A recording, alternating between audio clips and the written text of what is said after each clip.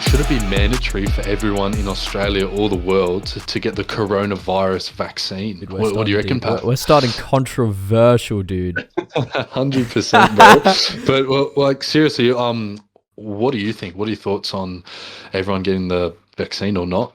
I'm actually really surprised, first things first. But Yeah. at the same time, I'm not. Because a lot more people than you think are against the vaccine. Mm-hmm. Part of me can see why. But part of me is also like, well, the only way we're going to get back to a normal world, by the way it looks, is by getting a vaccine. I have friends in the UK. 100%. I have friends in America. More than half their population is vaccinated. They're all got attending sporting events and everything. Meanwhile, in Australia, 8% of our population is fully vaccinated, right? Yeah. Mm-hmm. And there's a lot of people refusing to get vaccinated. And I want to ask you why you think that's the case. Well, I think, well, obviously, life is never going to be the same with this COVID-19. We're never going to go back to how life was before COVID-19. So that's just a given that everyone has to understand, I think.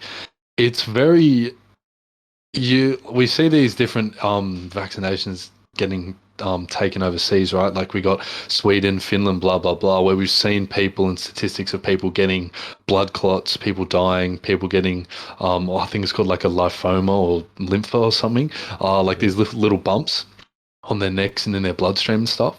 Yeah. So obviously a lot of the media and news love to portray, oh, people are dying because of the vaccine, this and that. And so a lot of what we see is, oh, shit, like people are dying from this vaccine. Like if I get it, maybe I have a chance of dying. And it doesn't matter with any experiment or any vaccine or any medicine, no matter what medicine or vaccine it is or what the experiment is, people are different. We're all made up of different particles. Everyone's life is different. Everyone's internal anatomy is different. So everyone's going to have a different reaction to a vaccine. But is it fair that people are having these physiological reactions to the vaccine? Because it essentially is a prototype, right?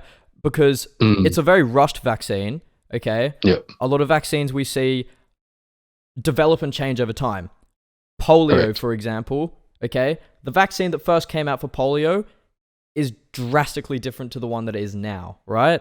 Oh, and I mean, it has to be because when we have variants coming out, like the Delta variant recently, like you need not one vaccine is going to fix every single dimension and variant of the coronavirus or other diseases. And that's just a given because over time, the disease adapts. So we have to adapt as well. Now, it's very hard to have one vaccine that's going to cover one given thing. Yeah. I guess there's it's hard without having a level of bias. And it's a very controversial topic right now because it's so relevant, right? Yeah. To say whether taking the vaccine is right or wrong. Because there's one side of people who are so adamant that you have to get a vaccine, and there's one side of people, including my mother, okay?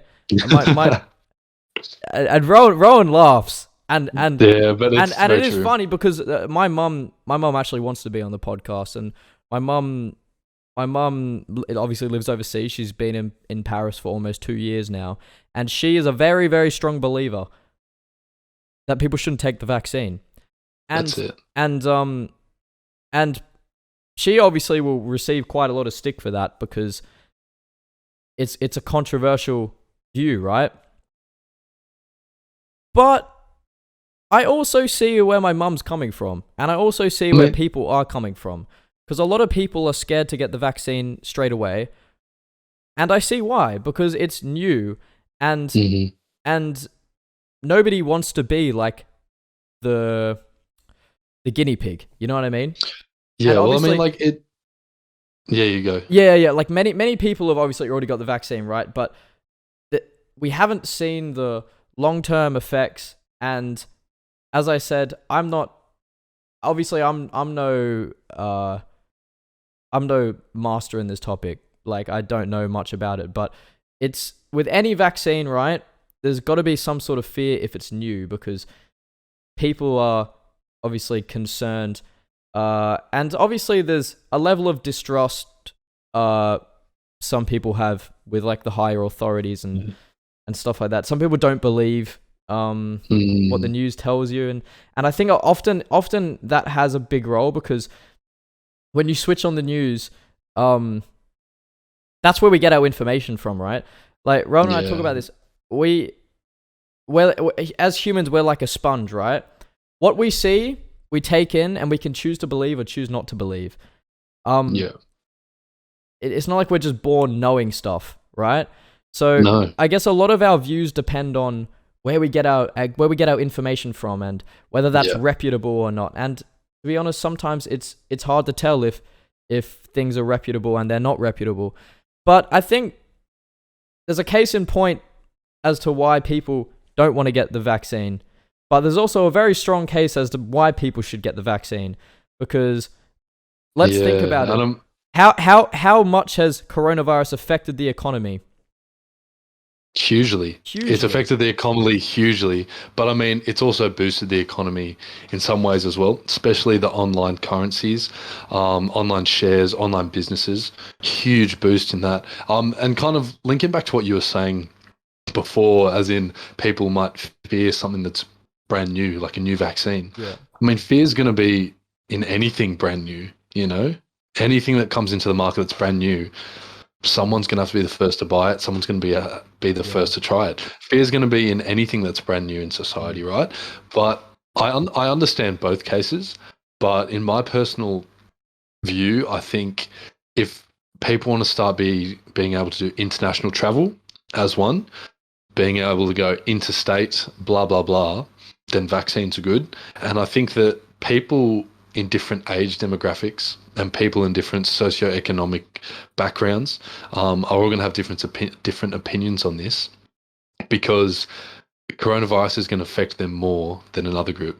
Say Yeah. coronavirus at the moment, Yeah. like people from say what 50 to 65, I think they're obviously gonna their respiratory systems, muscular systems aren't as tough as say or healthy as an 18 to 21-year-old. I mean, everyone's still susceptible to getting COVID-19, but the demographics and fear, I think, in the different age groups Mm. is much more severe. So I think that's why people who are older than people our age, the youngins, is because they're more likely to suffer detrimental effects of coronavirus, Oh, 100%. rather than us, because like a lot of us quite healthy, sporty, myself, yourself included, a lot of us young kids don't think that the coronavirus can really affect us. We think we're immune. We think we're better than it. It's like it doesn't exist almost. And that's why But now that we're in a lockdown, we're like, oh, well, it's a that's lot it. of Yeah, people yeah, are really frustrated, but you also got to understand that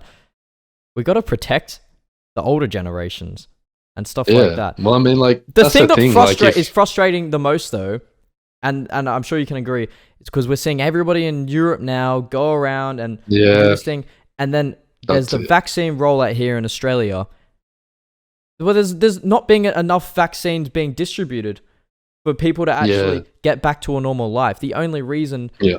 that's preventing us from going out and traveling overseas and doing these things is I mean, simply that's still because, long in the future, though. yeah, Traveling overseas, that's still yeah, a while. that's a real stepping stone. But even traveling interstate and stuff like that, Yeah, um, yeah, like I can't take a side, obviously, because I I'm trying to be unbiased completely, right?